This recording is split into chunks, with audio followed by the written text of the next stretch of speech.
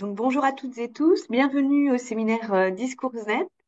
Et aujourd'hui, Luciana va nous présenter Théo Aiolfi qui prend la parole. Merci beaucoup, Christine. Merci à tous d'être connectés.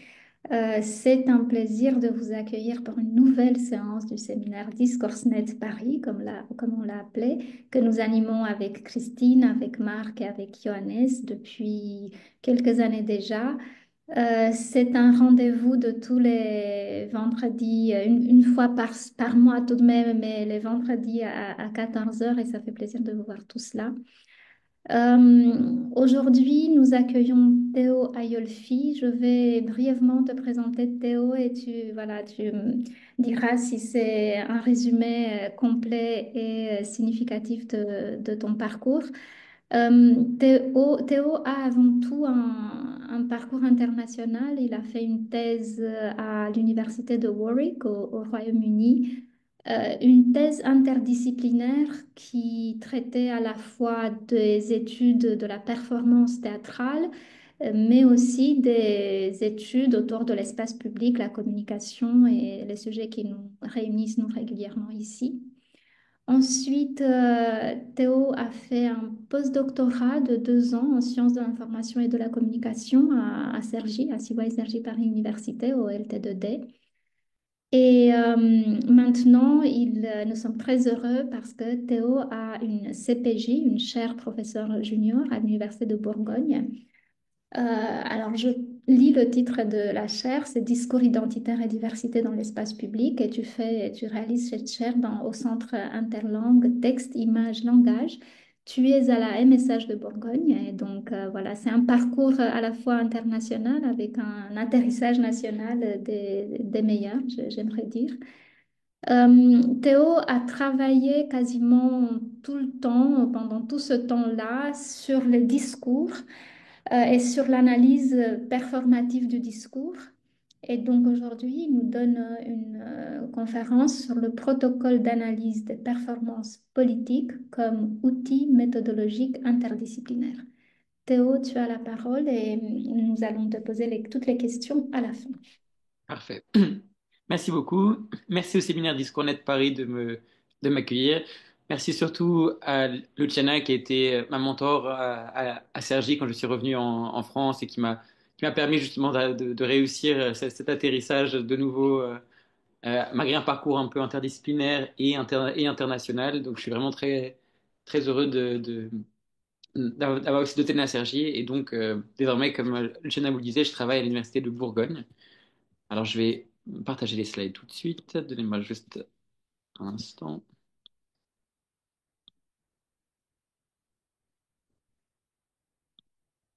Alors, est-ce que tout est clair? Vous voyez bien les slides? Oh, pardon.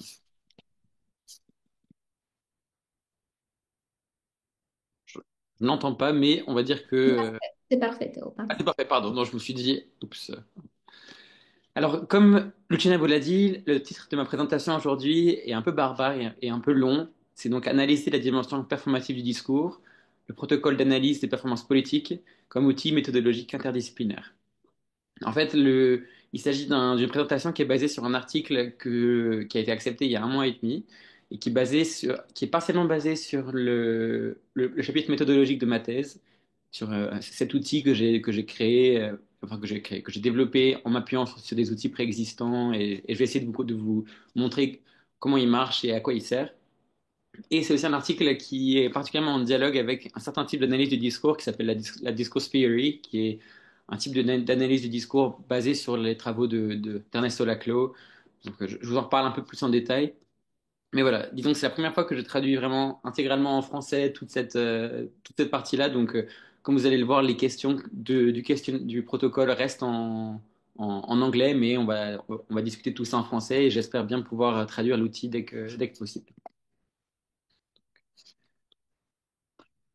Bon, pour commencer, bien sûr, ce discours et cette analyse des performances s'inscrit plus généralement dans les questions de l'analyse du discours. Et comme vous le savez tous et toutes, le discours est un des concepts majeurs des sciences humaines et sociales. C'est un des seuls concepts qui est employé à travers toutes les disciplines, qui est mobilisé autant en géographie qu'en sociologie, qu'en analyse de la communication.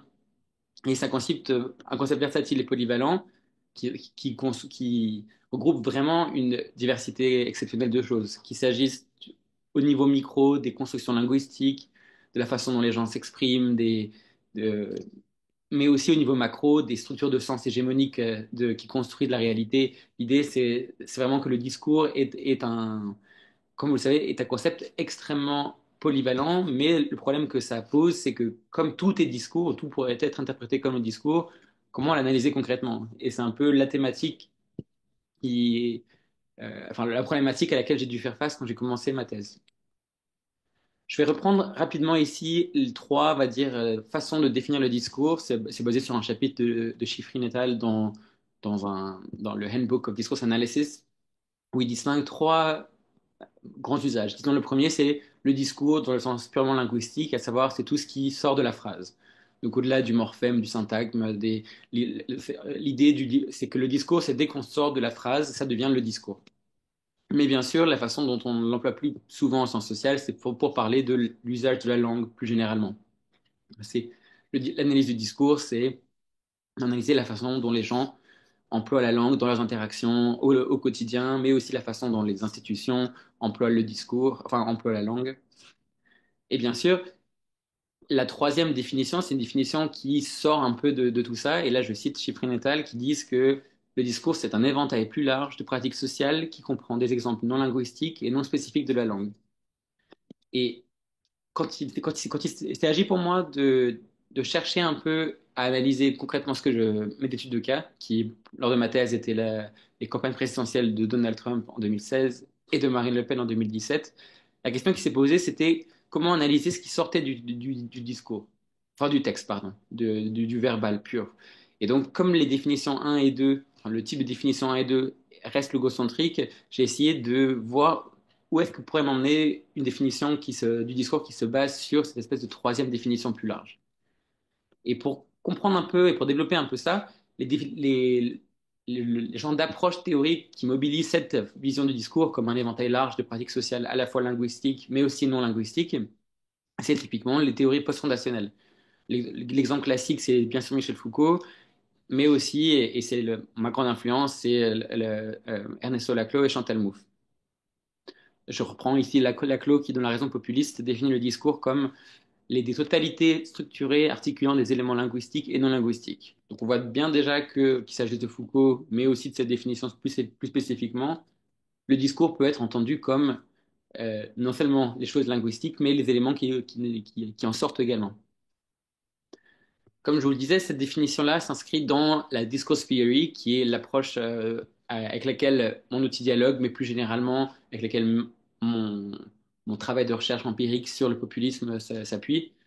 La discourse theory, c'est une approche critique et post-structuraliste du discours qui est donc associée à la Chloé Mouffe. Et bien sûr, avec une définition aussi large que celle que je viens de vous donner, les totalités structurées articulant des éléments linguistiques et non linguistiques, il y a, il y a eu plusieurs façons d'opérationnaliser, on va dire, en tout cas de mobiliser concrètement ce discours. Au niveau macro, et ça c'est vraiment la définition un peu standard, c'est le discours, c'est le social. Le social, c'est tout ce qui révèle, tout ce qui dépasse l'individu, c'est le discours. Et donc forcément, c'est pas le niveau le plus utile pour concrètement aller voir qu'est-ce qui se passe. Au niveau plus méso, et c'est vraiment un des concepts clés pour la Chloé Mouffe, il y a cette question de l'hégémonie. Le discours, c'est le lieu enfin, les discours sont en hégémonie constante. Et par discours, ici, on entend les diverses structures de sens, qu'il s'agisse par exemple de la structure néolibérale, le discours néolibéral, qui est beaucoup employé dans les travaux en discourse theory, qui s'oppose à d'autres types de discours, un discours socialiste. Et donc l'idée, dans cette seconde définition qui est un peu plus méso de qu'est-ce que le discours, il s'agit d'analyser le discours dans les espèces de grands affrontements idéologiques pour l'hégémonie culturelle, pour reprendre ce terme de Gramsci qui est assez central dans la pensée de Laclau. Et enfin, et c'est le niveau qui nous intéresse, en tout cas qui m'intéresse moi dans ma recherche, et quand on veut opérationnaliser le discours, il faut entendre les textes spécifiques à travers lesquels les structures de sens, donc le niveau méso, prennent forme concrètement. Mais bien sûr, le gros problème avec la discourse theory, et ça a été déjà très bien développé dans une édition spéciale d'une revue du Journal of Language and Politics qui s'appelle Discourse Theory's Way Forward, il montre bien que la théorie du discours est relativement faible méthodologiquement et que ce troisième niveau est pas très bien développé, pas très bien conçu, même si depuis 5-10 ans, les penseurs et surtout les auteurs dans cette approche-là essaient d'opérationnaliser cette notion de texte spécifique, on reste relativement flou.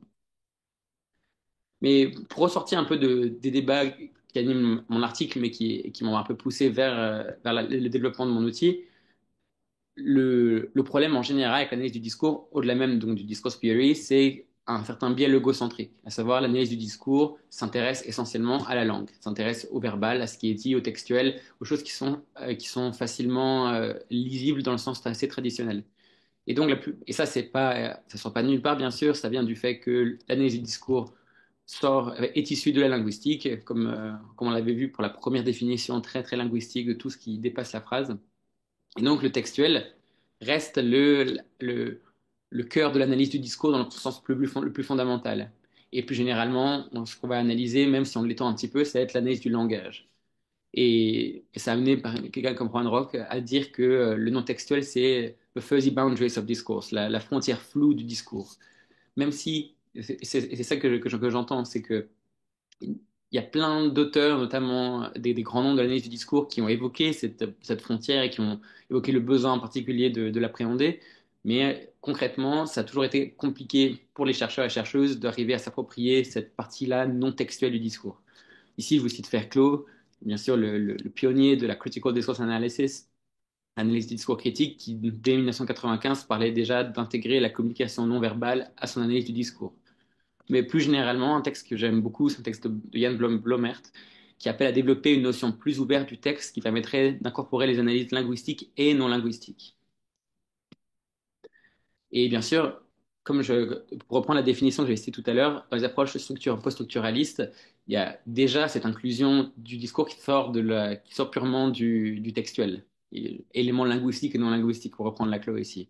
Mais même si toutes ces définitions, et malgré tous ces appels, que ce soit celui de Fairclough, de Blomert ou de Laclos, les outils concrets qui sont fournis aux chercheurs et aux chercheuses restent extrêmement limités. Et la prise en compte concrète et empirique de ces éléments non linguistiques reste rare dans la pratique et difficile à effectuer.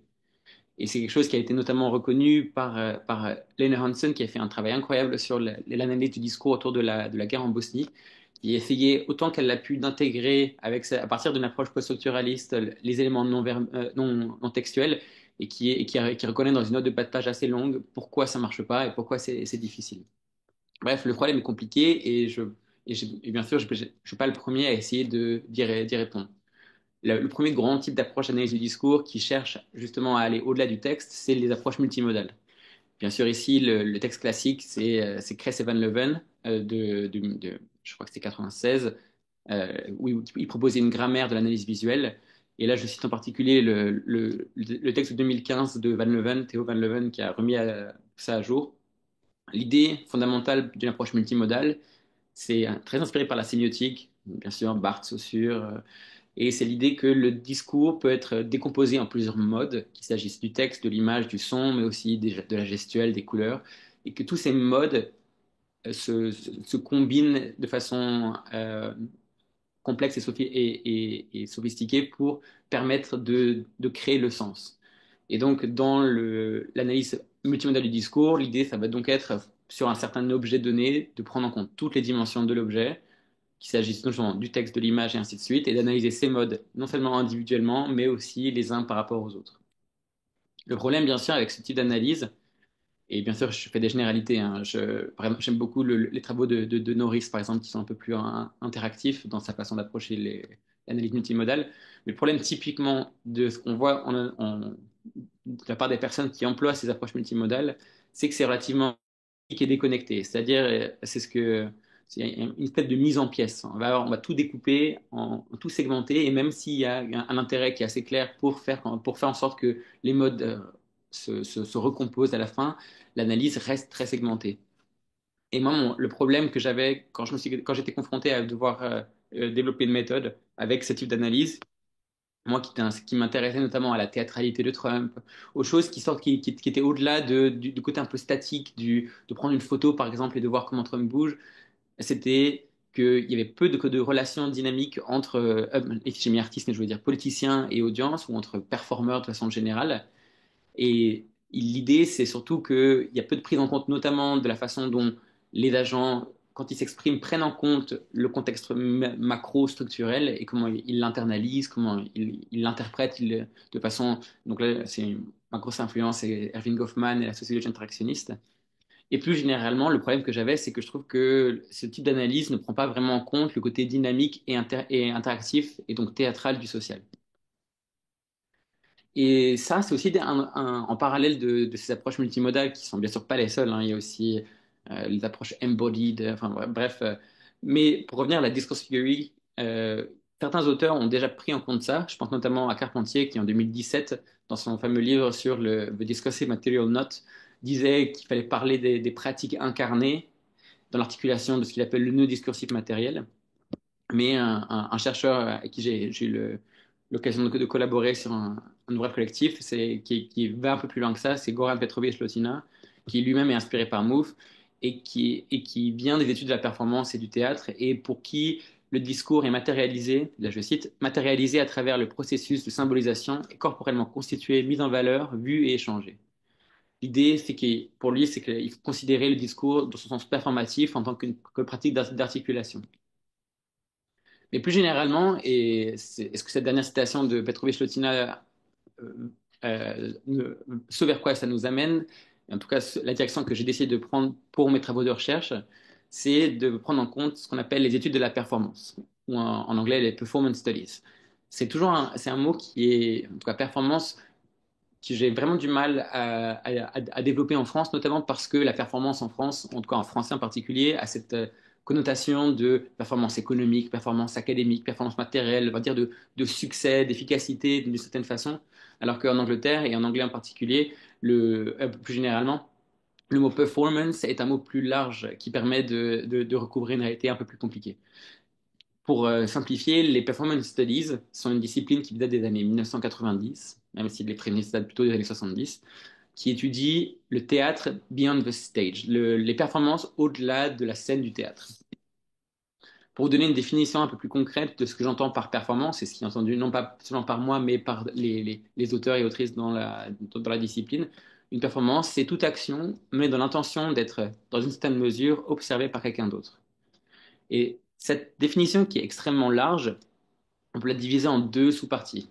N'importe quelle action, n'importe quel euh, acte qui a deux caractéristiques. La première, c'est la relationnalité, à savoir, il y a une relation, il y a une interaction, il y a deux personnes, deux parties prenantes, qu'elles soient des individus ou des groupes.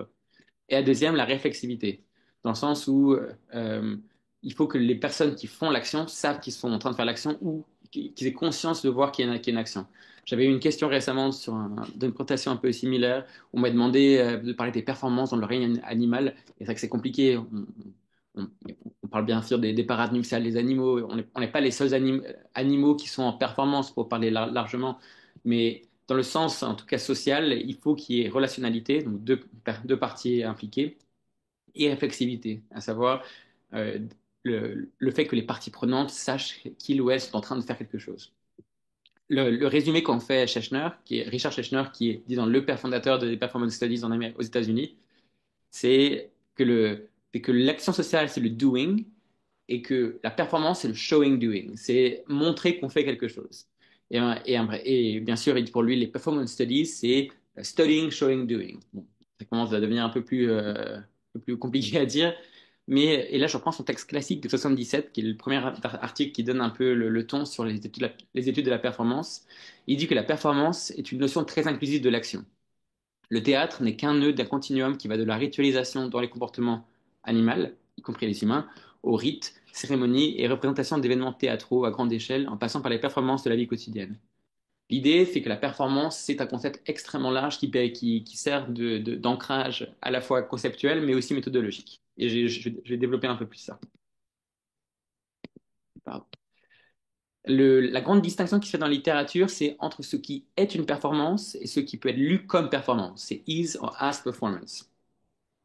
dans cet angle un peu méthodologique, comme je vous le disais, la performance, c'est non seulement un concept, qu'est-ce que une performance par rapport à une autre type d'action, c'est aussi et surtout un angle méthodologique pour analyser le social en tant que performance. Et ça, je cite aussi Diana Taylor, qui est aussi une des grandes fondatrices de la discipline, qui distingue ce qui est une performance, is performance, et ce qui peut être lu comme performance, as performance. Pour faire la distinction, ce qui est une performance, quelque chose est une performance si et seulement si le contexte social et les normes considèrent que c'est une performance. Donc quand on va au théâtre, quand on va voir un concert, quand on entre dans un espace et qu'on sait qu'il va y avoir une performance dans le sens un peu plus limité et étroit du terme, c'est qu'on a affaire à une performance. Et bien sûr, la, la, le, le, la lentille méthodologique, on va dire, le lens, comme Taylor en discute, c'est qu'on peut voir plus largement toute situation qui implique donc un acteur et un public, peut être donc étudiée as performance, en tant que performance. Et donc, une conversation que vous avez avec un de vos amis, le cours magistral, un mariage, et même ce que je suis en train de faire maintenant, ça peut être lu comme une performance. Et donc, lire les choses comme une performance, ça a des implications méthodologiques. Et c'est la fondation, enfin, les fondements et toute la base des performance studies. En performance studies, il y a une diversité assez riche et impressionnante de méthodes. Donc, euh, qui ressemble beaucoup à la plupart des autres sciences humaines et sociales. Il y a beaucoup de mes collègues doctorants et au-delà travaillaient sur les archives et beaucoup d'ethnographie. La spécificité, c'est ce qu'ils appellent le practice as research. Ça va être très souvent de développer une pièce de théâtre sur un contexte, dans un contexte académique. Mais la méthode qui m'intéresse et celle qui j'espère, va vous intéresser, vous qui êtes expert et experte de l'analyse du discours, c'est ce qu'ils appellent l'analyse de la performance ou performance analysis, qui est un peu la méthode signature de la discipline des performance studies. L'analyse de la performance, ça vient à la base de la critique littéraire et théâtrale. L'idée, c'était bien sûr ces personnes qui vont voir une pièce de théâtre et qui cherchaient à donner leur avis. Mais bien sûr, pour sortir un peu du côté subjectif et interprétatif de la critique théâtrale et pour aller vers l'analyse de la performance, il y a un tournant sémiotique dans les années 60, dans les années 50-60 pour lui donner une fête de rigueur scientifique. Mais bien sûr, la sémiotique a ses limites encore une fois, où c'est considérer la réalité comme des signes interprétables de façon relativement évidente, alors ce qui perd un peu la notion de contexte qui est si fondamentale de l'analyse du discours. Et l'analyse de la performance, depuis les années 2000, a subi un tournant vers un certain éclectisme interdisciplinaire et post-positiviste. Et l'analyse de la performance qui se fait non seulement sur le théâtre, et les performances, comme dans le sens classique, est une performance, mais il y a l'analyse de la performance qui se fait par exemple sur la musique, qui se fait il y a vraiment une façon et un emploi de cette méthode dans des situations très très diverses, que ce soit qu'il s'agisse des rituels, des rites de passage, des cérémonies, les remises de diplômes. Vraiment, la littérature est incroyablement riche et je vous recommande si ça vous intéresse, de juste taper Performance Analysis sur votre moteur de recherche académique préféré et vous trouverez vraiment une variété incroyable de choses qui est faite dans cette discipline. Ouais, l'étalon or, attendez, je fais une pause pour boire un peu.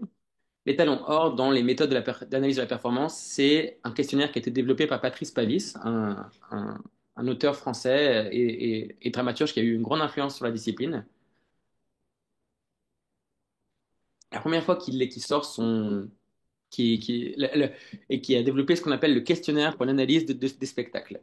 C'est un questionnaire qu'il a développé notamment en 1985, mais qui a eu un tel impact dans la discipline qu'il a été remodelé encore et encore jusqu'en 2003, où il a sorti un peu la version définitive de ce questionnaire. Et l'idée, c'était donc de permettre une analyse rigoureuse, scientifique et académique donc des performances théâtrales. Et bien sûr, comme moi, j'ai voulu analyser Trump et Le Pen, et plus généralement mon étude de cas politique, j'ai voulu l'employer un peu tel quel. Et bien sûr, le premier problème auquel on est confronté quand on est dans cette situation, c'est qu'on se rend compte que les performances sociales sont pas pareilles que les performances artistiques. Qu'on ne peut pas employer un questionnaire qui est fait pour le spectacle et le faire marcher pour les situations de la vie quotidienne. Typiquement, il n'y a pas de metteur en scène ou de metteuse en scène dans une performance sociale. Les impératifs dramaturgiques ne sont pas les mêmes. Je vais développer ça juste après. Et donc, il a fallu, pour ma thèse, et je le développe aussi dans l'article, distinguer les performances artistiques et des performances sociales. Et les performances artistiques, on va revenir, c'est les performances qu'il faut considérer comme des performances dans le sens traditionnel, alors que les performances sociales, c'est tout ce qui sort un peu au-delà de ça. Les performances artistiques, typiquement une pièce de théâtre, sont fondées sur la distinction entre fiction artificielle et réalité authentique.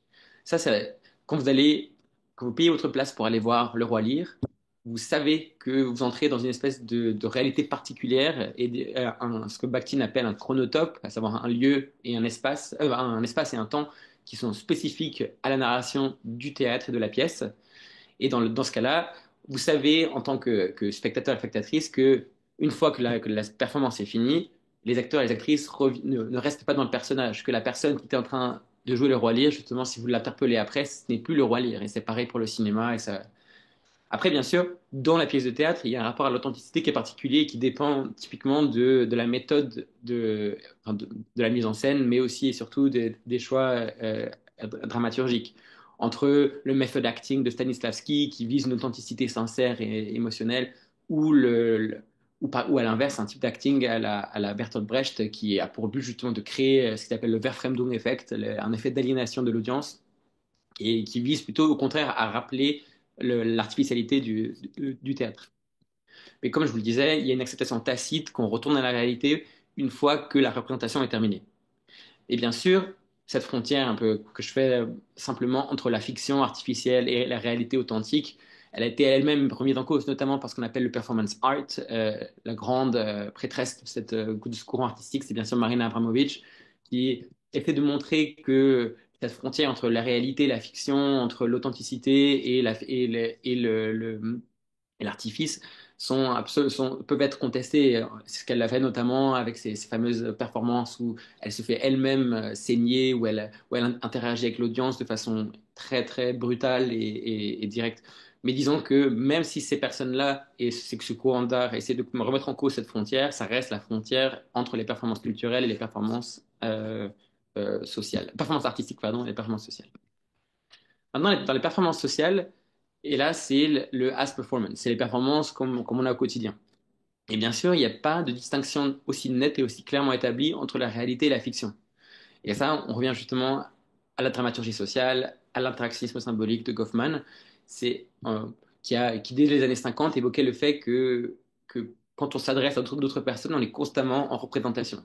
On est dans ce qu'il appelle le impression management, la gestion des impressions, et c'est un processus très intuitif que personne ne nous enseigne formellement, mais que chacun et chacune fait au quotidien continuellement. Mais, et là, c'est là que ça devient un peu plus, il faut amener de la nuance, le fait que le théâtre est associé, dans l'Occident en particulier, à l'artifice, à quelque chose de faux. Et donc, on n'a pas envie de se dire qu'on est en train de jouer un rôle. Quand tu parles à quelqu'un, quand tu t'adresses à ton supérieur ou même à une personne que tu aimes, l'idée que tu es en train, à ce moment-là, de jouer un rôle est quelque chose qui sonne quelque part faux. Et donc, ça amène à ce biais antithéâtral qui est notamment bien développé par Grob, amène à ce qu'on appelle le naturalisme comme norme théâtrale pour les performances sociales. Et là, je vais citer Michael Saward, qui est un des grands théoriciens de la représentation politique, qui dit qu'une performance sociale réussie, c'est une performance qui n'a pas l'air d'en être une. Le but, c'est qu'une performance sociale, en tout cas le but, à cause de ce biais antithéâtral et de cet impératif du naturalisme, c'est qu'il faut qu'une performance, il faut qu'on ait l'air de penser ce qu'on fait. Une vraie performance, c'est justement, quand on voit pas les artifices, quand on voit pas le côté joué et que c'est la sincérité et l'authenticité qui dominent. Et ça s'applique bien sûr au niveau micro social, des interactions avec les gens, mais aussi au niveau macro. Et là, par exemple, je vais citer Judith Butler, qui, dans ses fameux travaux sur le genre, évoquait le fait que le genre est une construction qui dissimule régulièrement sa propre genèse. L'idée, c'est que les performances, même si elles viennent du niveau macro-social, elles sont tellement naturalisées qu'on ne comptait que la masculinité et la féminité deviennent quelque chose de naturel et d'authentique. Et c'est là où justement, par exemple, Butler en parle, là où les drag queens ou les drag kings, ce qui est fait avec le genre, c'est de contester un peu cette naturalisation en l'exacerbant, en montrant son artificialité, et c'est ça qui le rend aussi transgressif.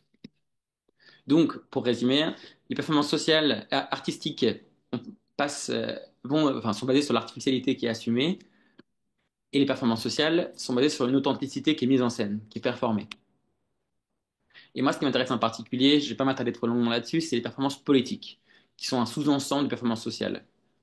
L'idée, c'est que la politique, et là je cite Camiro, qui a écrit un livre incroyable sur ce sujet en 2013, elle dit que comme la politique est une nécessité sociale qui se manifeste à tous les niveaux de la société, les performances politiques sont une forme de showing-doing, pour reprendre Richard Schechner, avec un certain degré d'intention politique derrière l'acte et potentiellement l'observation.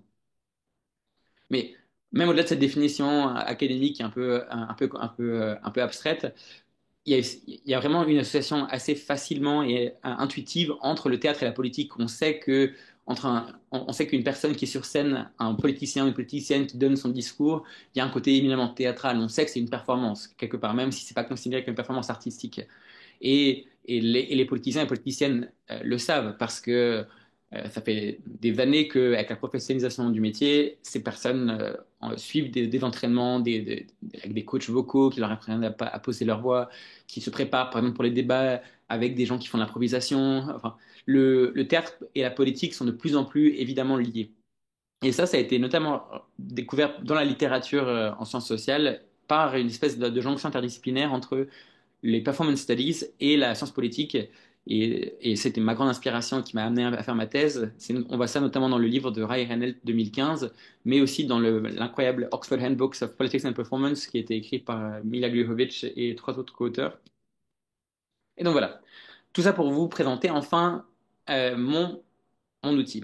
Donc en fait, à partir de cette distinction entre performance sociale et performance culturelle, artistique, je me suis dit qu'il fallait que j'adapte le questionnaire de Pavis pour en faire quelque chose de nouveau. Et donc, donc ce que j'ai fait, c'est j'ai emprunté euh, la structure du questionnaire de Pavis et je l'ai adapté à une typologie qui était développée par Jeffrey Alexander, qui est donc lui un sociologue et anthropologue interactionniste qui développe ce qu'il appelle les social dramaturgics.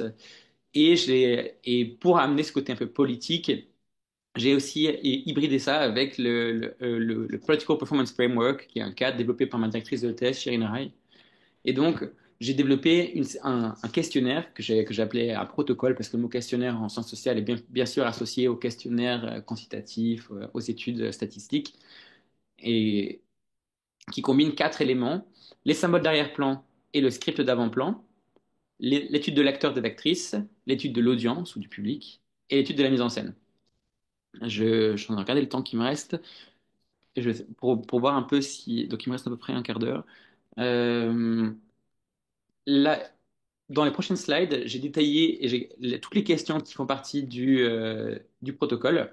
Et je vais peut-être vous parler des parties qui sont les plus originales, parce que l'idée de symbole et de script, c'est quelque chose qui se retrouve dans la plupart des types d'analyse de discours textuel. L'idée, c'est quels sont les symboles mobilisés, comment ils sont employés, comment ils sont associés aux performeurs ou au public, quels sont les thèmes, comment le narratif discursif est développé, est-ce que ce narratif est linéaire ou hybride, quels sont Mais en gros, ce que Jeffrey Alexander fait comme distinction entre les symboles et les scripts, c'est que le symbole, c'est un peu c'est le background, l'arrière-plan, c'est le tissu symbolique dans lequel on vient tous piocher quand on emploie la langue, alors que le script, c'est l'avant-plan, c'est la façon dont ces symboles sont mêlés à la langue pour prendre sens.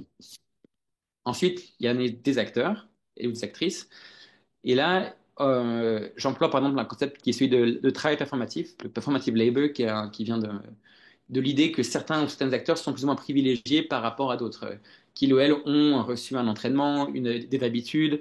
Par exemple, et là on revient sur l'habitus, il y a des personnes qui sont plus accoutumées à prendre la parole en public, à s'exprimer avec élégance et rhétorique, non, avec éloquence, pardon, notamment par le biais de la rhétorique, et d'autres personnes qui n'ont pas ce bagage-là et pour qui c'est plus complexe. Mais les questions que je pose dans le questionnaire, c'est notamment des questions sur la orale, sur la voix, le pitch, le ton, l'intensité, le rythme de la parole chez l'acteur et l'actrice, et la façon dont ces éléments acoustiques ont un impact sur la performance. Je m'intéresse bien sûr aussi aux choses qui sont visuelles. Donc là, c'est plutôt les vêtements, les accessoires, comment ces facteurs visuels, par exemple l'expression, le regard, le gaze, pour citer Mulvey, quel impact ils ont sur la performance. Ensuite, après l'acoustique et le visuel, ce qui m'intéresse également, c'est donc le côté kinétique, donc le répertoire gestural, le langage corporel, qu'on appelle un peu vulgairement, la façon dont les personnes bougent, occupent l'espace. Et enfin, je m'intéresse aussi aux émotions, donc le répertoire affectif, quelles sont les émotions qui sont visibles dans le jeu d'acteur, quel impact elles ont sur la performance.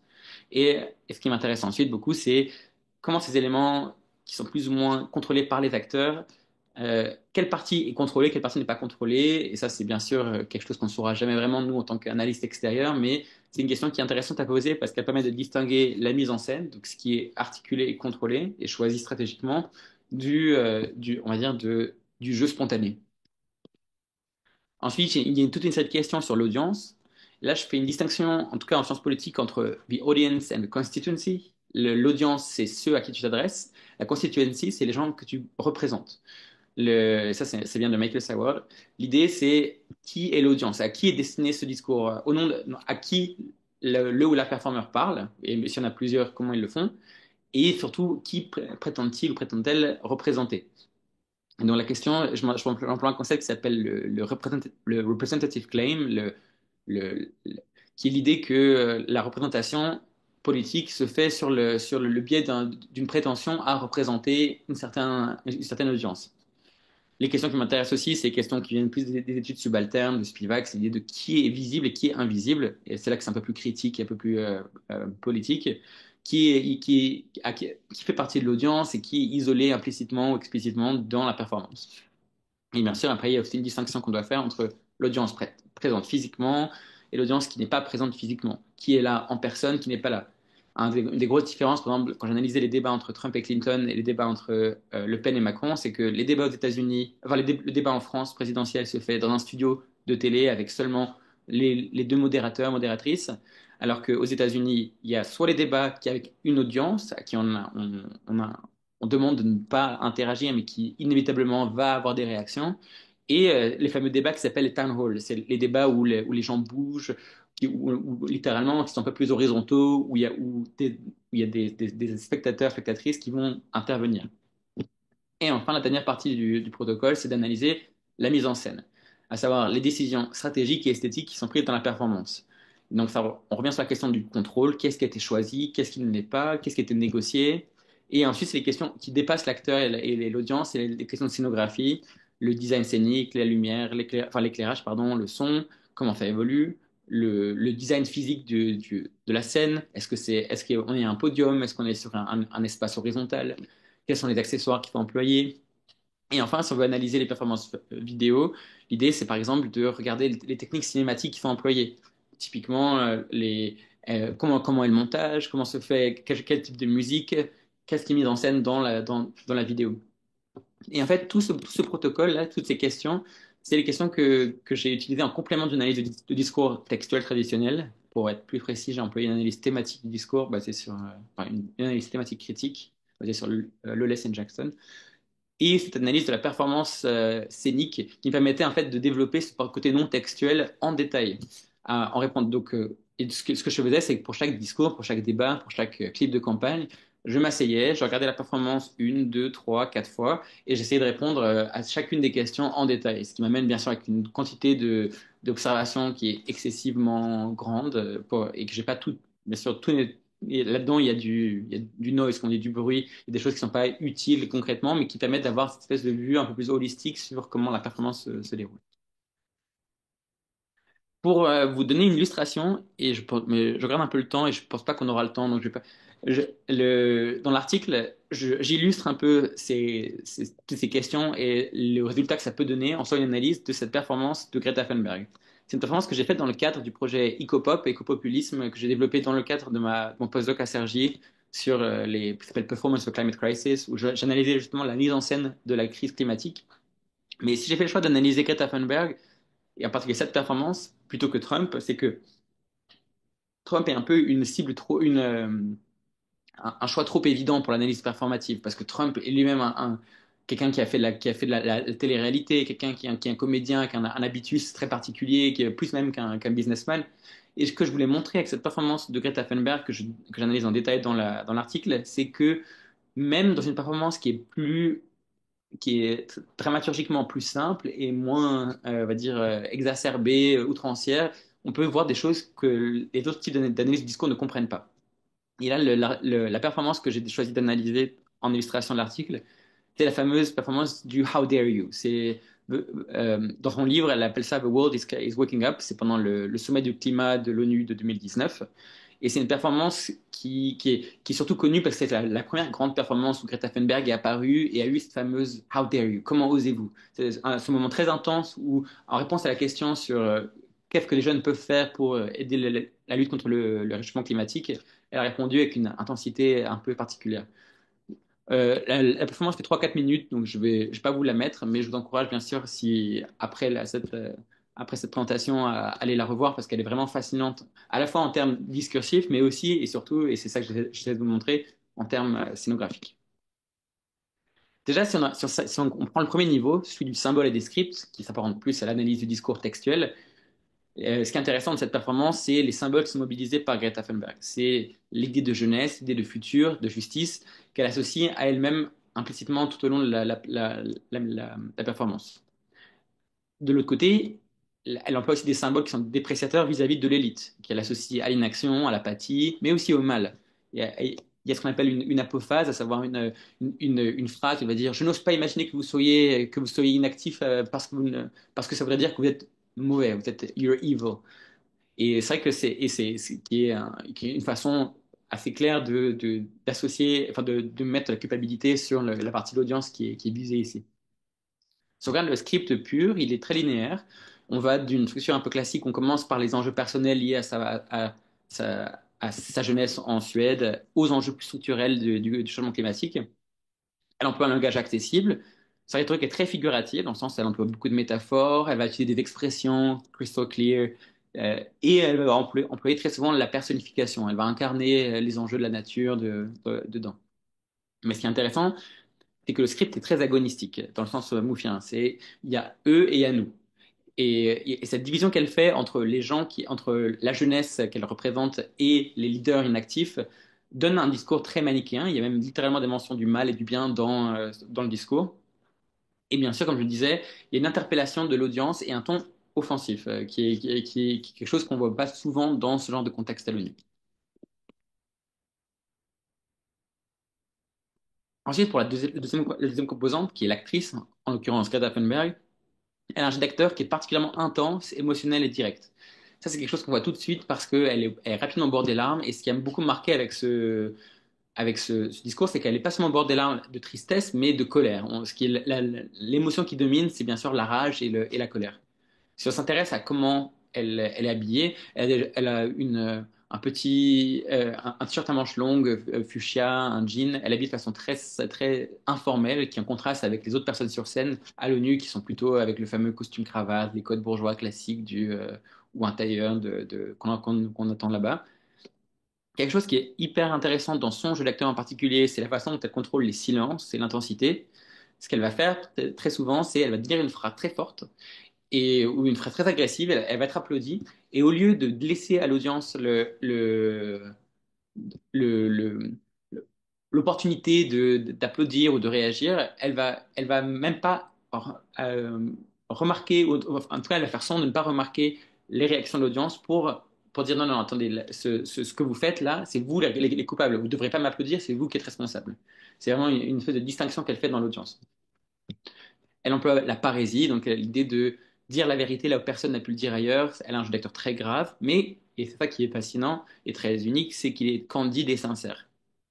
Et bien sûr, dans son jeu d'actrice, il y a cette personnification totale de la jeunesse impuissante face à la trahison des élites politiques et économiques, qui est un peu la figure qu'elle emploie, plus ou moins intuitivement. Ensuite, quand on s'intéresse à l'audience, ce qui est intéressant, c'est que l'audience dans cette performance est double. À la fois, Thunberg parle au nom de la jeunesse, donc c'est les gens qu'elle représente, mais elle s'adresse aux élites politiques et économiques qui sont directement interpellées. Comme je le dis, cette distinction entre au nom de qui elle parle et à qui elle parle est fondamentale en théâtre. Et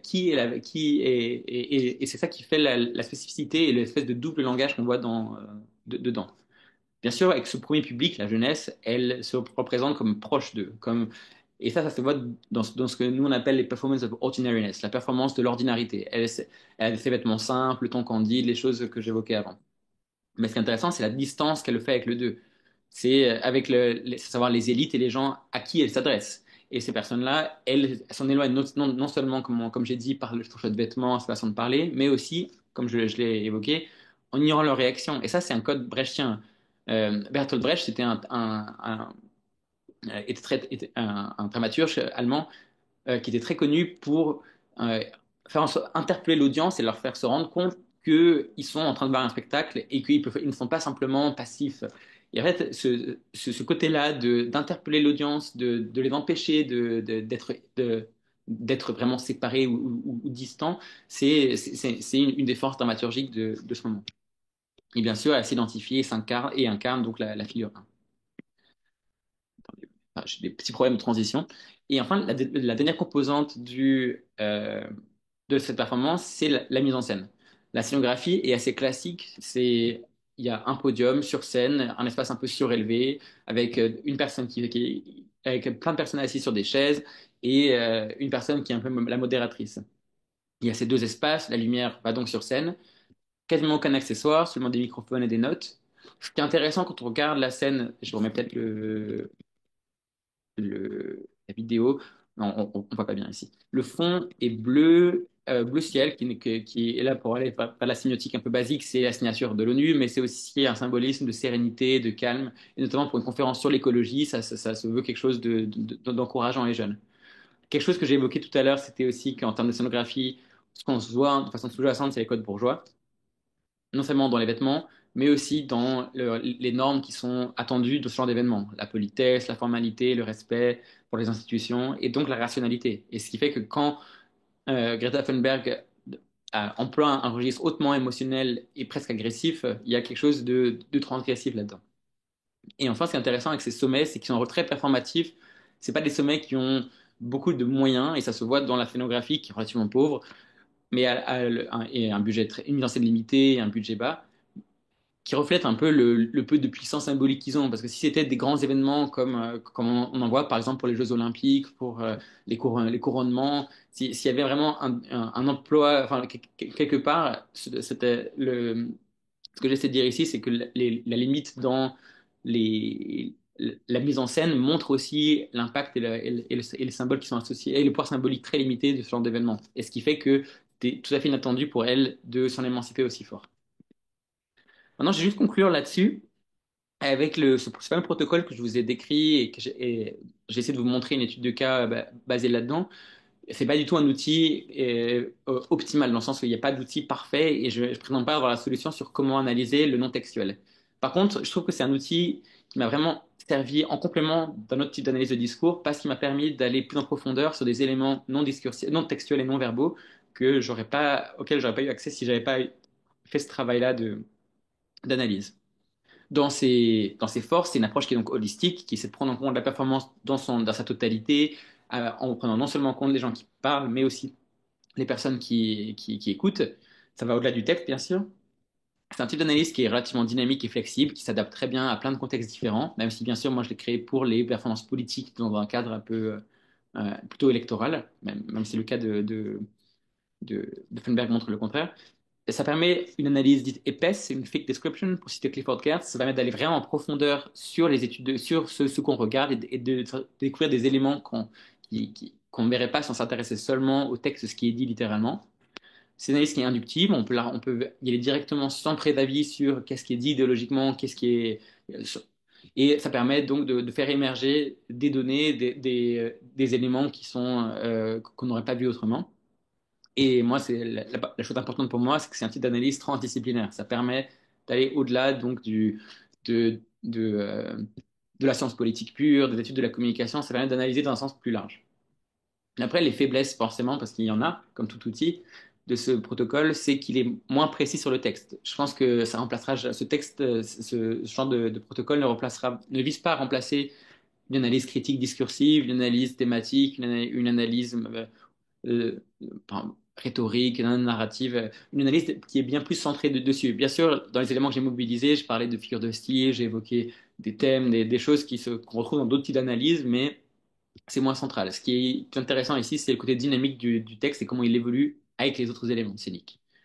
C'est un outil qui est centré essentiellement sur les performeurs, donc sur les personnes qui sont présentes sur scène, et notamment sur les individus. Et en fait, c'est un peu un de ces problèmes, c'est que les performances politiques, par exemple, peuvent être collectives. Si on prend une manifestation, par exemple, il n'y a pas une personne sur scène qui parle. C'est un collectif entier. Et je pense que mon outil, comme il est très centré sur les personnes individuelles, euh, il y a des aménagements à faire. Et vraiment, c'est quelque chose sur lequel j'essaie de travailler pour analyser les foules, pour analyser quelque chose qui est plus large. Par exemple, une, euh, on accepte les printemps arabes, il y a quelque chose de plus large à comprendre scéniquement et dramaturgiquement, en sortant l'angle de la focale un peu micro sociale que j'emploie.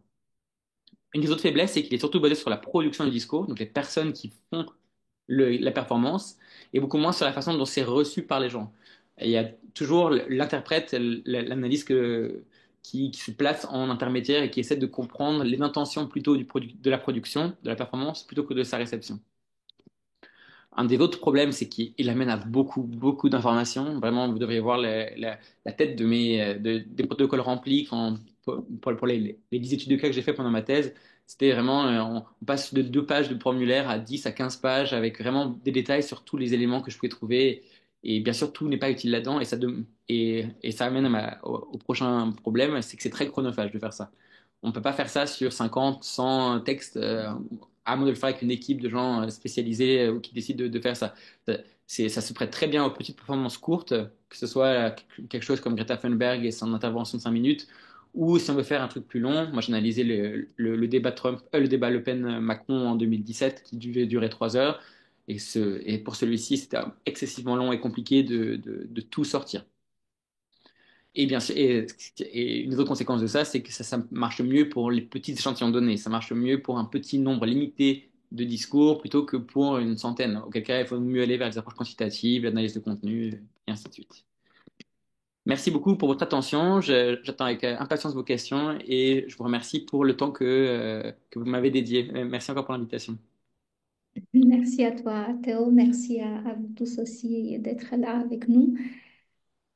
Eh bien, si vous avez des questions, vous pouvez lever la main, la poser. Eh ben voilà, Marc a déjà une question. N'hésitez pas, si vous le souhaitez, vous pouvez écrire les questions dans le chat, mais c'est mieux de lever la main et de poser la question directement à Théo. Marc, s'il te plaît. Avec le micro. Je vais mettre le son. Voilà.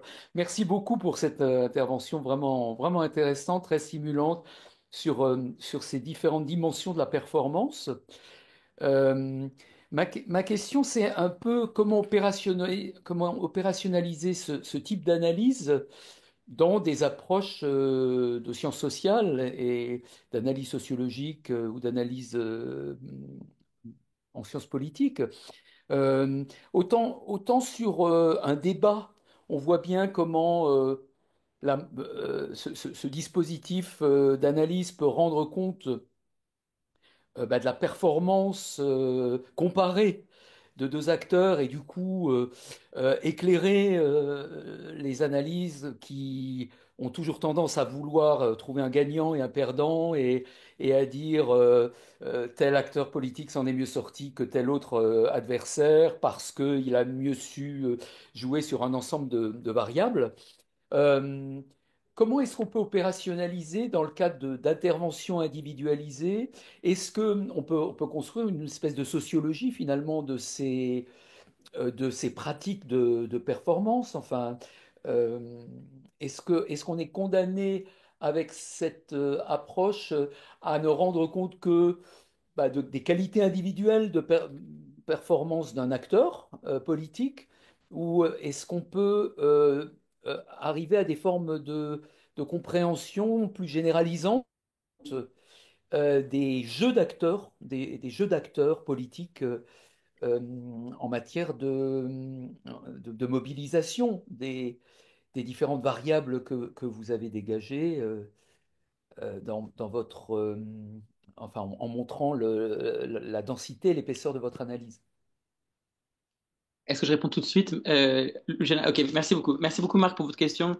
De toute façon, c'est la grande question qu'on m'a posée, notamment mes collègues en Discourse Theory, c'était comment on sort du micro pour aller vers quelque chose de plus macro, comment on généralise, on opérationnalise ça. Et j'ai essayé de répondre à ça. Euh, Déjà, moi, par exemple, ce que j'avais fait dans ma thèse, c'était une analyse de ce que j'appelle le style populiste. Donc, j'isolais des éléments, la performance de la crise, de la transgression, du peuple et de l'élite, des choses qui, pour moi, sont centrales. Enfin, pour moi, bien sûr, c'est basé sur la recherche, hein, et sur d'autres perspectives. Et donc, j'ai essayé de montrer comment ce style populiste s'incarnait dans les performances, et donc de montrer le lien, justement, entre fond et forme. Moi, c'est vraiment la grande question que je me pose tout le temps, c'est comment le fond idéologique est transmis de façon par la forme. Et j'essaie de montrer ça dans l'analyse de Greta Thunberg. Il faut constamment lier ce qui est fait de façon, on va dire, micro-théâtrale aux enjeux plus larges. Donc, je parlais d'habitus, je parlais d'incarnation de la jeunesse, je parlais de discours clivant, de rapport aux émotions. Euh, le discours de Greta Thunberg, il ne parle pas seulement parce qu'il est bien théâtralement. Et loin de moi l'idée avec ce protocole de faire un jugement de valeur sur qui est bon ou qui est mauvais acteur, hein. On peut, même si bien sûr il y a des termes extrêmement connotés, l'idée, pour moi, c'est de montrer comment il est au service d'une écologie qui est qui est en rupture avec un discours écologique, par exemple, technocratique, un peu distant, complexe, et à quel point le fait d'avoir un registre émotionnel et affectif, comment cette forme-là, elle est au service d'un discours plus large. Donc, je ne sais pas si je réponds bien à votre question, mais je vois ce que vous voulez dire, et peut-être que c'est quelque chose que je dois plus travailler.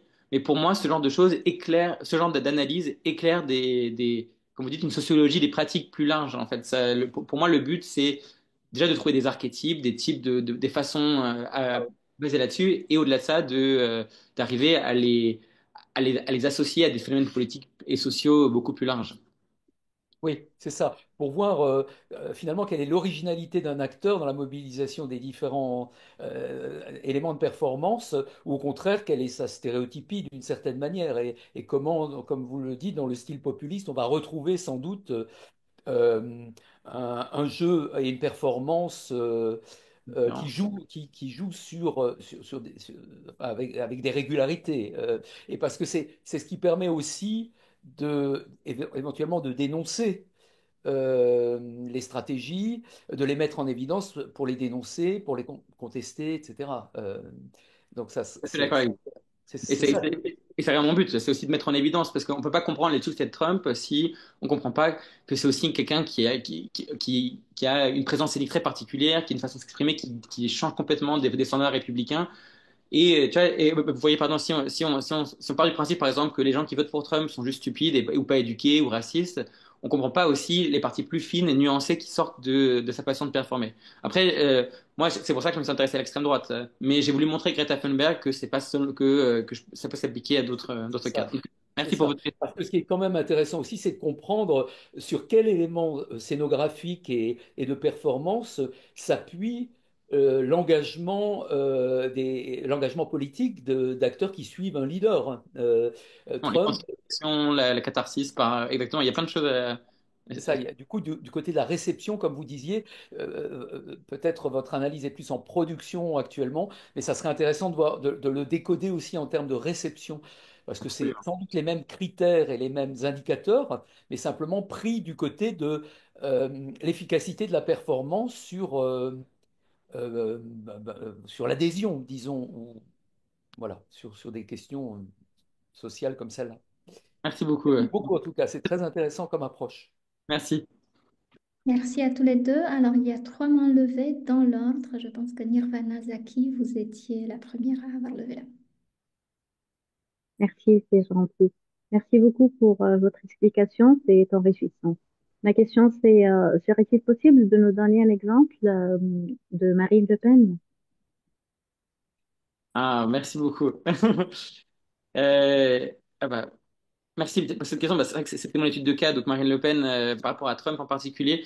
Moi, pour revenir un tout petit peu, un petit pas en arrière, moi, ce qui m'intéressait, et ça revient à cette question de fond et de forme, c'était comment deux personnes qui sont sur la même ligne idéologique, à savoir une extrême droite nationaliste, xénophobe, donc Trump et Le Pen, qui sont tous les deux qualifiés de populistes, peuvent avoir une performance, avoir un ressenti ou une façon très différente entre l'exubérance outrancière de Trump et le côté plus doux et normalisé de Marine Le Pen. Et donc, ce qui sort de mon analyse de Marine Le Pen, c'est déjà plein de choses qui sont liées déjà au contexte national et institutionnel. Elle est dans un parti d'extrême droite qui cherche à se normaliser. Elle est l'héritière de son père qui, lui, était très provoquant. Et donc, ça se traduit dans un style scénique qui est beaucoup plus restreint, beaucoup plus modéré, et ça se voit dans sa rhétorique également. Mais bon, ça, la littérature sur la dédiabolisation le développe depuis longtemps. Quelque chose d'autre qui était assez particulier que j'ai trouvé dans ses performances scéniques, c'était le rapport au genre. On sait bien qu'être femme en politique, c'est compliqué. Il y a le fameux double bind. Il ne faut pas être trop masculine, sinon on a l'air agressive. Il ne faut pas être trop féminine, sinon on n'a pas l'air sérieuse. Et donc, et donc là où Trump pouvait être vraiment exacerbé dans sa masculinité, Le Pen avait une performance qui était hybride. Il parle de féminité frontière ou paria dans la littérature. Et c'est quelque chose qu'elle manipule bien et qui est très différent de la façon dont d'autres personnes comme Rachida Dati en France ou par exemple Sandrine Rousseau mobilisent la féminité. Et un autre élément après, je pourrais aller donner trop de détails, mais juste pour m'arrêter là, c'est aussi son rapport à l'idéologie qui était beaucoup plus marqué et concret que Trump. Là où Trump avait beaucoup de performances de lui-même et beaucoup de performances du. Il va parler, par exemple, des gens de la Chine qui nous volent les entreprises. Il va y avoir des trucs très clairs, alors que Le Pen a un registre plus lyrique et donc un ton qui se veut plus posé. Très souvent, elle va évoquer l'identité nationale, elle va faire des références à la poésie. Et donc, en tant qu'actrice, elle a ce côté qui est plus modéré. Et ce qu'on a vu notamment en 2022, c'était les moments de vulnérabilité, une mise en scène de sa personnalité. J'élève des chats, rendez-vous avec Karine Le Marchand, interview avec Karine Le Marchand pour parler de ses hobbies, qui sont des tentatives de rhétorique de s'humaniser. Et bon, là aussi, il y a déjà plein de travaux écrits dessus. Mais merci pour votre question, Nirvana. Merci Théo. Maxime Vétier, je pense que c'est à vous. Oui, bonjour. Est-ce que vous m'entendez? Parfaitement. Merci beaucoup pour cette présentation. Alors, je mets pas ma caméra parce que ma connexion n'est pas très bonne. Euh, Moi, j'ai une question concernant, enfin, qui porte sur l'audience, parce que j'ai pas, je pense que j'ai pas bien compris ce qu'était l'audience, parce que l'audience dont vous parlez peut être vue un peu comme provenant d'un contenu de l'énoncé. Dans le cas de Greta Thunberg, par exemple, le locuteur se présente comme parlant au nom de la jeunesse et il dit parler à une élite. Mais on peut aussi penser que l'audience, euh, c'est... enfin, j'ai pas compris si l'audience n'était pas justement cette pensée au sens matériel du terme, en pensant que les paroles de Greta Thunberg atteignaient une audience et que cette audience pouvait être plurielle. Elle peut être le public qui est présent dans la salle, mais aussi elle peut être enfin, tout un tas de personnes différentes parce que son discours est comment dire est distribué au moyen de diverses instances telles que les médias, la presse écrite, etc. Donc ma question porte vraiment sur ça, c'est est-ce que vous pouvez préciser en fait ce que vous entendez par audience? euh, voilà. Bien sûr. Merci beaucoup pour votre question. Euh, Déjà, rien que le choix du mot est compliqué. En anglais, moi, j'emploie le mot audience, qui se traduit en français par audience et par public. Et c'est vrai que c'est aussi une distinction. Moi, en anglais, je fais une distinction entre audience et constituency, entre les gens à qui elle s'adresse et les gens au nom de qui elle parle. Et c'est vrai que ce débat-là, il est important. Je, Par audience, j'entends au sens large toutes les personnes à qui est destinée la performance, toutes les personnes qui y ont accès. Le problème, bien sûr, c'est que on ne sait jamais à qui on s'adresse finalement, et notamment à l'ère des réseaux sociaux. Une performance comme celle-ci, enfin, je ne sais pas si vous regardez fréquemment les UN Climate Summit, mais moi non, et je sais que la plupart des performances là-dedans, même si elles sont publiques et que tout le monde peut les regarder, il y a très peu de gens qui vont les voir. Celle-ci, elle a une résonance particulière qui fait que son audience a été démultipliée et c'est compliqué. Mais le mot que vous avez employé d'audience plurielle, il est hyper fondamental dans les études du théâtre. Effectivement, j'ai essayé de faire plusieurs distinctions dans mon protocole, à savoir entre l'audience physiquement présente et l'audience qui ne l'est pas. Il y a aussi après, il y a le problème de la médiation. Donc l'audience qui regarde à la télé, par exemple, l'audience qui regarde sur son téléphone pour les vidéos. Il y a l'audience en direct et l'audience en différé. Donc les gens qui sont là pour voir ça et les gens qui regardent ça ensuite.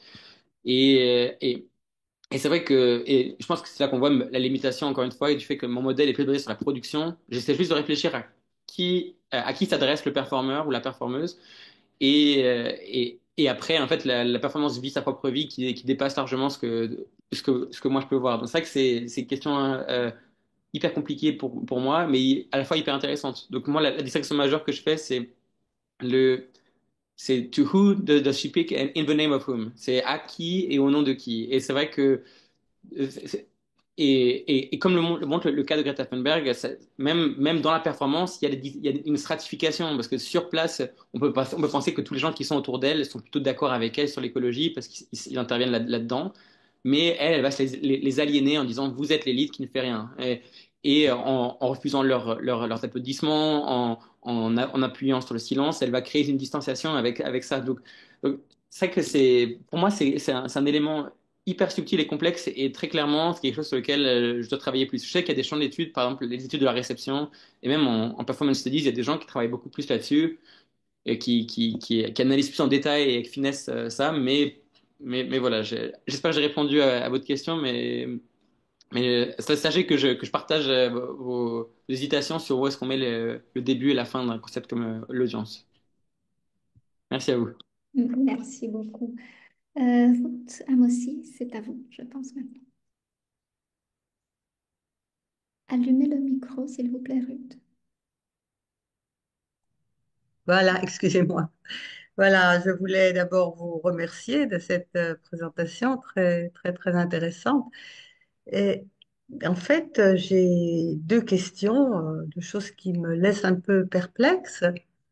Euh, bon, la première, c'est finalement comment vous articulez le discours, ce qui est de l'ordre du discursif et du verbal, sur ce qui ne l'est pas, puisqu'il ne s'agit pas d'avoir deux descriptions parallèles. Donc ça, c'est une question, enfin, c'est quelque chose qui me semble important. Mais alors, la deuxième question, si vous me permettez, provient ben, du domaine dont je viens. Et je trouve très intéressant qu'aujourd'hui, il y a de plus en plus d'approches et de théories qui travaillent finalement sur des sujets qui avaient été abordés frontalement par la rhétorique et l'argumentation rhétorique et qui quelque part disparaît au profit de d'autres façons d'envisager les choses, mais qui ne sont pas vraiment différentes.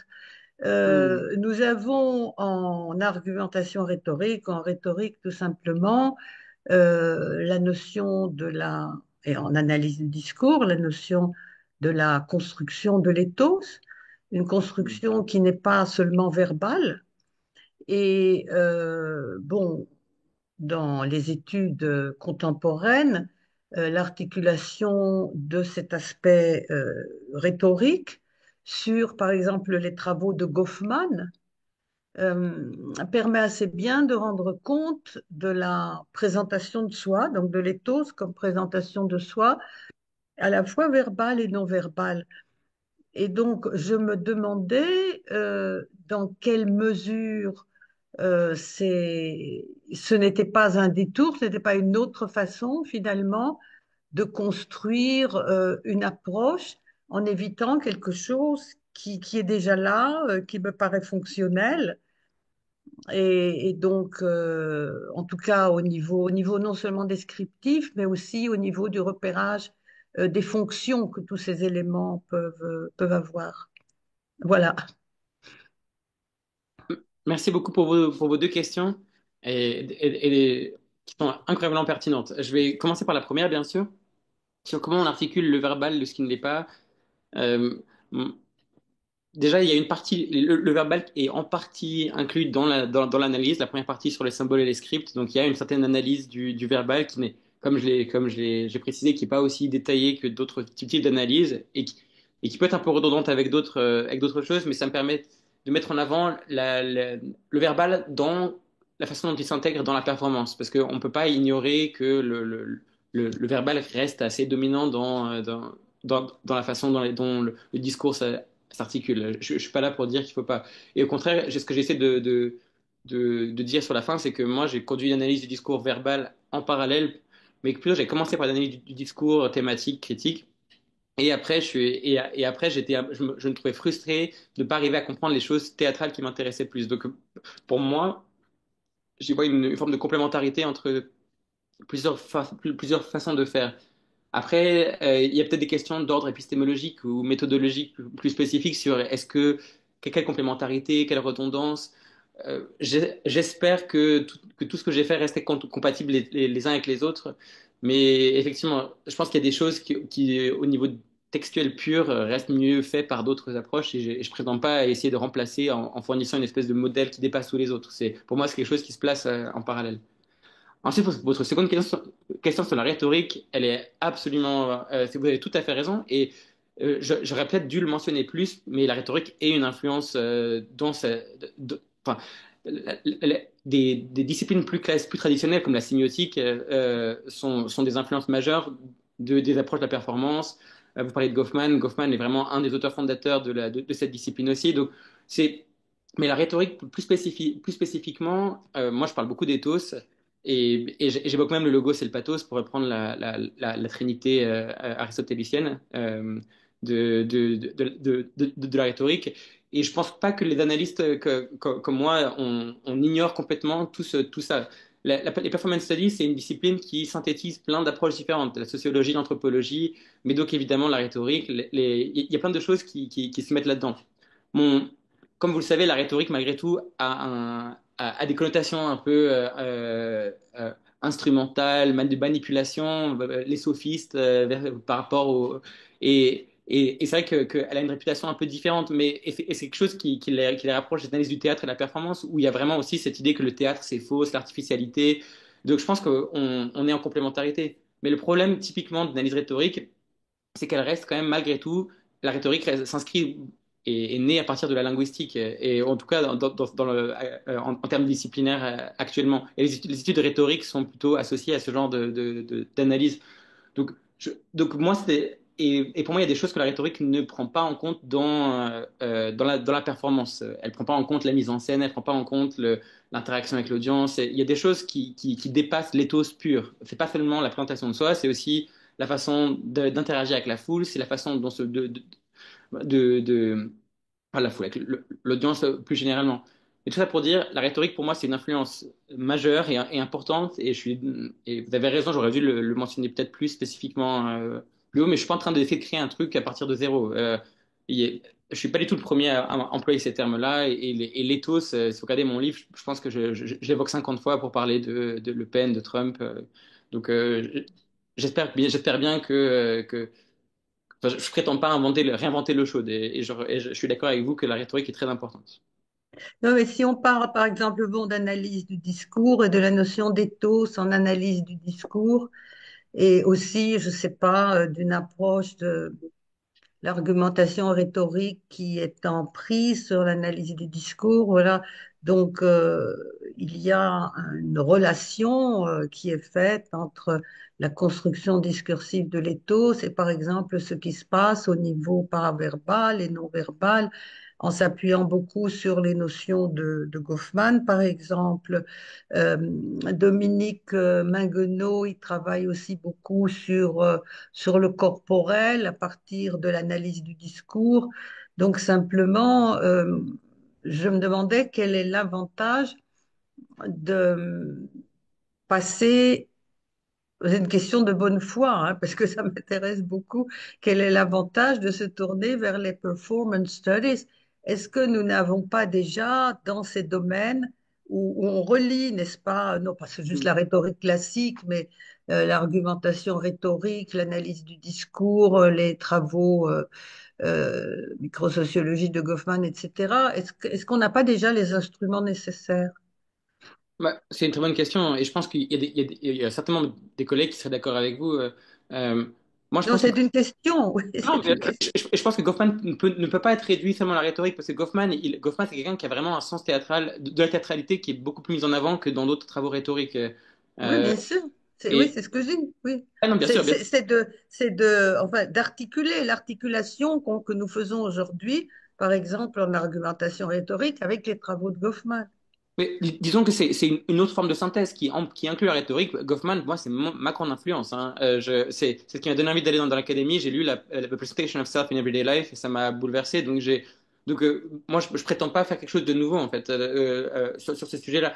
Je pense simplement que les performance studies qu'elles amènent, qui n'amènent pas la rhétorique, c'est ce bagage théâtral. C'est des années, des décennies, voire même des siècles d'analyse du spectacle qui est elle-même inspirée par la sémiotique, comme je le disais. Donc, il n'y a rien non plus de très novateur, mais c'est un point de vue différent qui, pour moi, met plus en scène le côté relationnel, interactionnel et dynamique du discours que le fait l'analyse de l'argumentation rhétorique. Même si on s'appuie sur leurs outils aussi, et je pense que c'est plus une sorte de complémentarité. Mais voilà, moi, c'est pour ça que je trouve qu'il y a des choses intéressantes là-dedans. Mais j'entends que peut-être que tout a déjà été fait autrement hein, et mieux, mais voilà. Donc, oui, c'est intéressant. Excusez-moi, je prends la parole juste une seconde parce qu'il y a aujourd'hui énormément de travaux très passionnants qui travaillent justement sur ces notions d'éthos et de présentation de soi en utilisant d'autres termes et qui font des choses tout à fait intéressantes. Et donc, je suis frappée par cette, le grand nombre d'approches qui traitent d'un phénomène, d'un même phénomène et qui essayent de construire un autre appareil méthodologique. Donc, ma question s'inscrivait là-dedans. C'est pas une critique. Ah non, mais j'entends tout à fait. Et je pense que vous avez raison, hein. Et je pense que c'est aussi un de mes points faibles, c'est que je j'ai pas assez lu la littérature, notamment francophone, en rhétorique, parce que il y a des choses. Moi, je me suis inspiré moi, dans les travaux qui m'inspirent, il y a des linguistes, il y a des sociologues, et c'est vrai que je me sens très interdisciplinaire et donc moins ancré que peut-être dans la rhétorique. Et les performance studies constituaient une maison pour ma façon de faire parce que c'est très mouvant, dynamique et interdisciplinaire. Mais j'entends aussi que la rhétorique est interdisciplinaire. Tout à fait. Vous avez raison, en tout cas. Merci et j'aime beaucoup vos travaux. En plus, donc, je suis vraiment content de pouvoir discuter avec vous. Donc, merci. Oui, non, mais nous nous rejoignons, mais c'est intéressant par des biais différents. Merci beaucoup. Peut-être pour compléter, je me demande si toutes ces discussions entre Ruth et Théo ne peut pas être élargie à la discussion des champs disciplinaires. Donc Théo a développé toute cette analyse et cette méthode dans une faculté d'études théâtrales à Warwick, au Royaume-Uni, mais aussi dans une ambiance interdisciplinaire, j'ai envie de dire. Et je ne sais pas si en France, on peut retrouver dans une université ce type de département qui s'occupe de la performance théâtrale des populistes ou des hommes politiques en général. Donc voilà, en cela, l'évolution des disciplines ou le croisement des disciplines est aussi à ancrer nationalement, peut-être parfois pour mieux comprendre pourquoi ce type de recherche a pu être rendu possible. Je suis d'accord complètement avec toi, Lucina, ça soulève des questions disciplinaires. Et c'est vrai qu'en France, j'ai du mal à rentrer dans la science politique un peu traditionnelle parce que je fais quelque chose qui s'apparente à d'autres choses, à la communication, à la rhétorique. Et c'est vrai que mon positionnement disciplinaire est rendu plus compliqué. Après, je dois dire, je ne vais pas non plus prétendre que l'Angleterre, c'est un Eldorado d'interdisciplinarité dans le sens où je suis allé spécifiquement voir une chercheuse, Sherin Rai, qui, elle, avait fait un projet sur les cérémonies et rituels dans les parlements indiens et britanniques. Et c'est elle qui m'a mis en contact avec les études du théâtre. Mais même là-bas, je me sentais un peu entre deux chaises. Quand j'allais aux réunions du département du théâtre et de la performance, ils me regardaient, mais pourquoi tu analyses la politique alors que nous, on analyse le vrai théâtre alors, et à l'inverse, en sciences politiques, on m'a toujours. Donc, même là-bas, je pense que c'était spécifiquement quelques individus, quelques personnes qui créent des dynamiques. Même si à Warwick, par exemple, il y a un Politics and Performance Network, qui est un réseau qui essaie de travailler là-dedans. Je trouve que ça reste marginal et il y a très peu. Et voilà, c'est pour ça que j'essaie de me battre pour la visibilité de cette discipline en France aussi, mais peut-être qu'effectivement, je marche sur les plates-bandes d'autres champs disciplinaires et je tiens bien à faire, à faire allégeance à toutes mes influences disciplinaires et théoriques et qui sont qui viennent de partout. Merci Théo. Christine, tu avais une main levée. Oui, c'était juste plus une remarque qu'une question.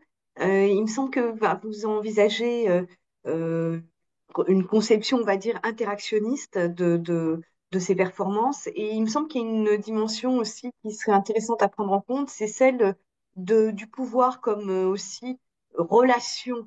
Euh, Parce que je Mm. pense par exemple ce que vous venez de dire sur Marine Le Pen qui a mis en place tout un ensemble de processus de lissage.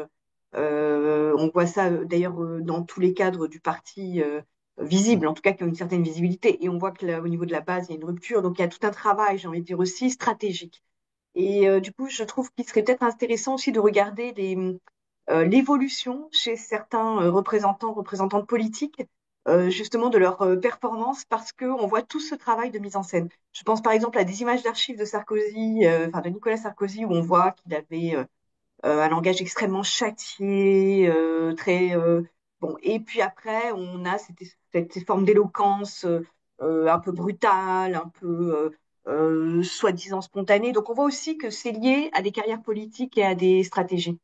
Voilà, donc je trouve que c'est intéressant d'observer peut-être sur la moyenne durée pour mieux prendre en compte cette dimension stratégique parce que c'est effectivement des performeurs quand même, vous l'avez rappelé, qui sont entraînés, et qui ont, je dirais, c'est le gros de leur action, quoi. Ah, Et puis, il y mais, avait, pardon, pardon, je t'en prie. non, voilà. Et juste après, Luciana, je me permettais de te dire qu'il y a une question dans le chat. Voilà. Ah, bah, je réponds juste rapidement, mais je suis tout à fait d'accord avec vous, Christine. C'est- même moi qui n'ai pas fait d'analyse, on va dire, longitudinale ou sur le long terme, on voit des grandes différences entre Trump 2016, Trump 2020, Trump Ouais, 2024, et même quelqu'un comme Mélenchon, par exemple. Moi, ouais, ce qui m'intéressait pour le populisme, c'était comment on passe, par exemple, en 2012, du front de gauche, des signifiants de la révolution et de l'anticapitalisme, à quelque chose de très nationaliste en 2017. Et en 2022, comme le mot populiste fait peur, il parle d'union populaire, il parle de parlement populaire.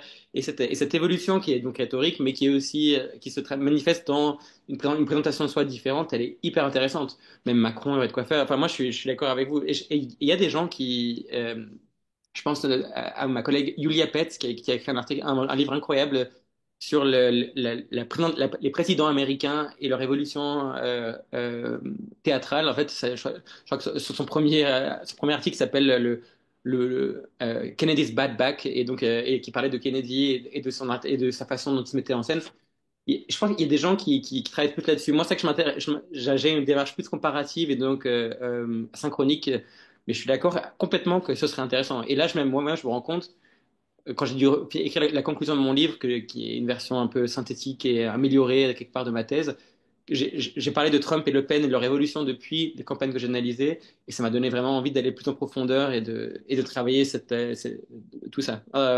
Merci beaucoup en tout cas. merci à vous, merci pour cette passionnante présentation. Merci. Merci Christine et merci de m'avoir attiré l'attention. Véronique Magot a posé une question. Je ne sais pas, Véronique, si vous souhaitez poser la question directement. Sinon, on la lit. Alors, je la lis, Théo, parce que l'enregistrement sur YouTube n'aura pas accès à la question. Donc, deux questions, en fait. Articulez-vous ces aspects au genre, clip de campagne par exemple, et prenez-vous en compte la dimension médiologique, donc les contraintes techniques, et par conséquent, la dimension historique. Et permets-moi d'ajouter ma remarque, qui n'est même pas une question, mais je pense que c'est lié à tout ce qui a été dit, et y compris à cette dernière question. Je pense qu'aujourd'hui, plus que jamais, la performance en politique a un poids considérable dans le choix des candidats, donc dans le vote. Il s'agit de public, de l'adaptation à différents publics, mais aussi à ces contraintes techniques, parce qu'on a des candidats qui ne font leur campagne que sur les réseaux sociaux, hein.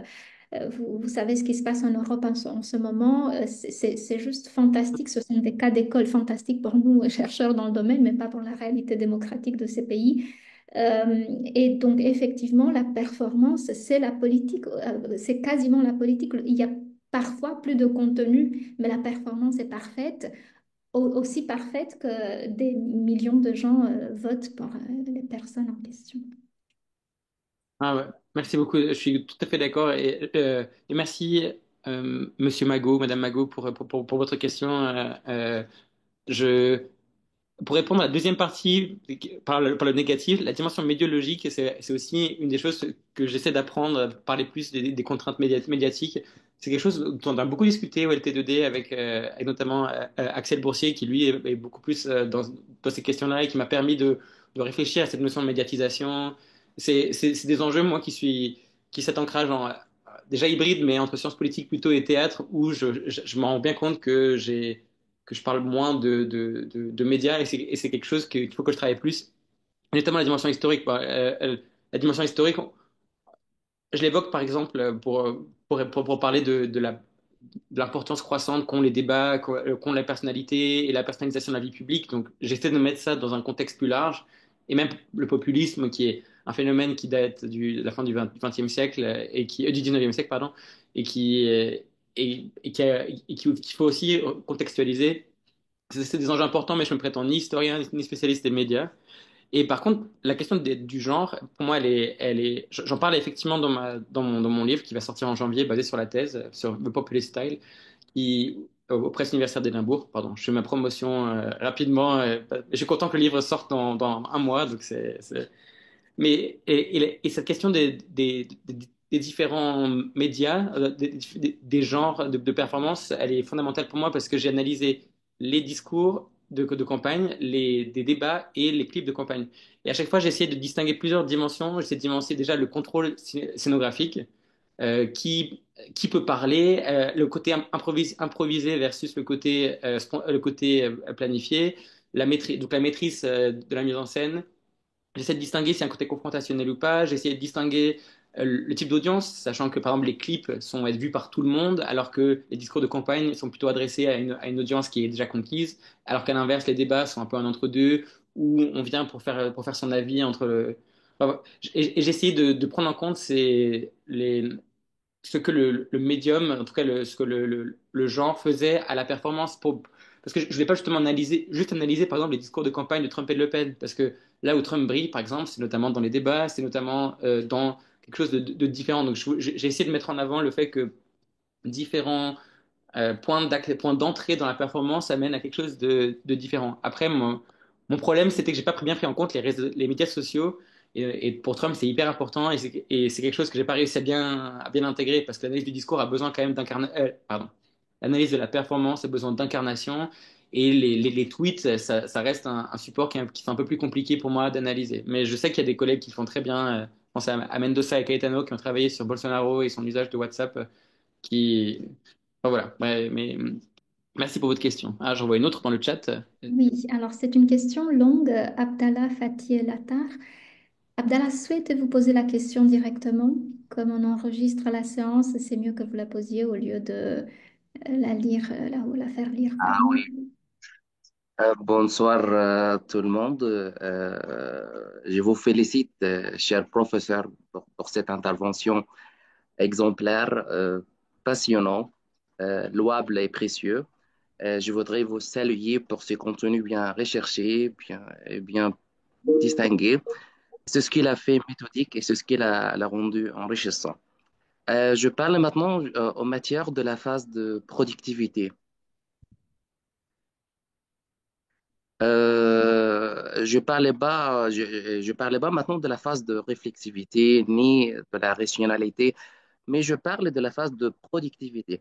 Est-ce que tous les auteurs, ici, dans ce cas-là, ce sont le personnel de médias, est-ce qu'ils ont la même capacité de bien aiguiser la perception de récepteur, l'audience, le public, pour tout ce type de performance et des techniques de langage publicitaire?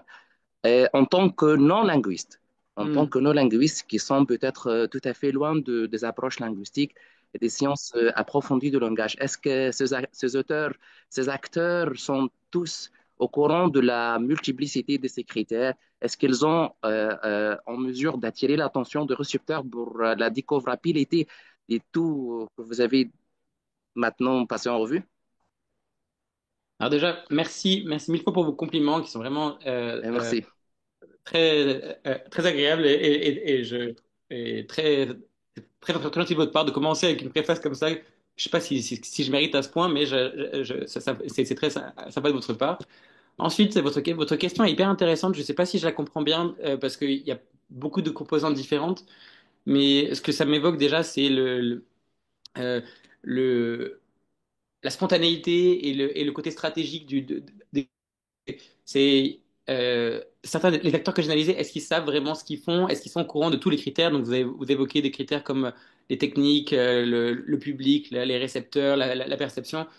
Ce qui est très intéressant et ce qui est très dur à dire quand on interprète, quand on est analyste justement de gens comme Le Pen et Trump, c'est de savoir à quel point c'est calculé, contrôlé ou à quel point c'est instinctif.